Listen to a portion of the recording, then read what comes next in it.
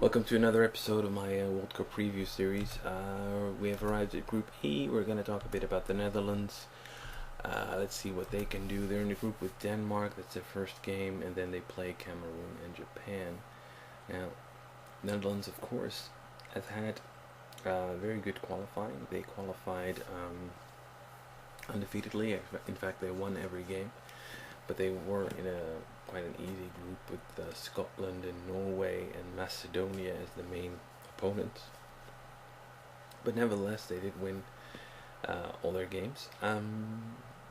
Yeah, and of course, the last tournament they played, Euro 2008, they did quite well. They beat Italy 3-0, France 4-1, then Romania, I think, also 3-0 before going out against Russia.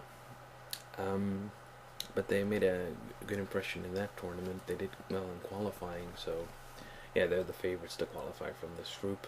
I think the main strength of the team is up front. Looking at the squad, of course, Robin van Persie as the striker. He's gonna be in the center of the center forward in this team. Then on the wings, when he's fit, Arjen Robben will play probably from the right hand side. Of course, he's been brilliant for Bayern Munich this year. That position. He's basically the main reason why they won the Bundesliga title and why they got to the final of the Champions League. So, but yeah, he got injured in the final friendly game against Hungary. There were some fears that maybe he would miss the entire World Cup, but in fact, he has worked very hard with a physiotherapist and he should be fit now. The only thing is that he hasn't played a full game since the Champions League final, and in fact, the coach Bet van Marwijk, he rested him before that for a few weeks before he got injured, actually, because he had such a full schedule during the season. So he's hardly actually trained also since the Champions League final. So the expectation is that although he's officially fit again, he won't be playing against Denmark. He'll have to, practice and train with the team for at least a week before he can get into really match shape. So the earliest he might come on as a substitute against Japan, but I think Robin will probably be able to play again against Cameroon in the third and final game. And yeah, but he could become a major force, of course, in the second round, the knockout phase. He could make the difference. Yeah, furthermore, on the left hand side, probably he's gonna play, if Robin is fit, Kuyt is gonna move to the left side of as a left winger. And now that Robin isn't fit, Kuyt's gonna play on the right hand side like he does for Liverpool, and then Van der Vaart of Real Madrid is gonna play on the left wing. Now behind the wings, of course, they had Wesley Sneijder, who's had a brilliant season at Internazionale. Won everything he could win, the Italian Cup, the Italian title, and also the Champions League. He's been a decisive number 10 player for Inter.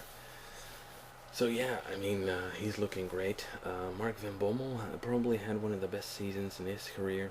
Also, of course, did very well with Bayern Munich. He's one of the two central midfielders who are part of the six-man defensive block behind the four players up front.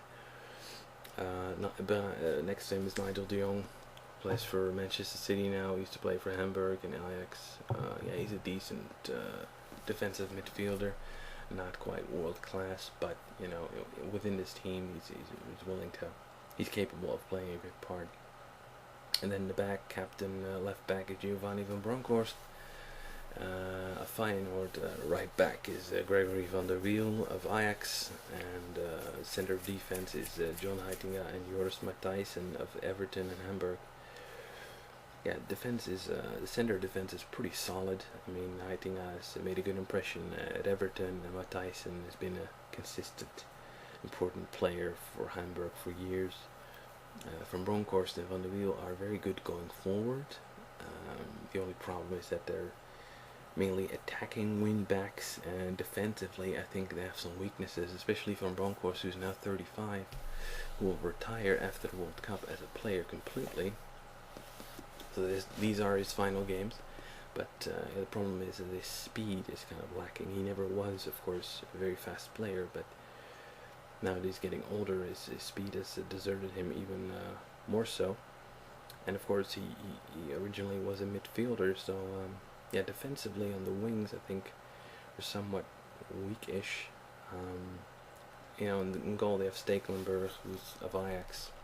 He's a solid goalkeeper. I don't expect him to make great mistakes, but the thing is that he is, of course, not quite as good as Edwin van der Sar of Manchester United, who retired from the national team. But he's a solid goalkeeper, so I don't expect any problems there. Yeah, the main thing is that the Dutch team, that the defense is not world class.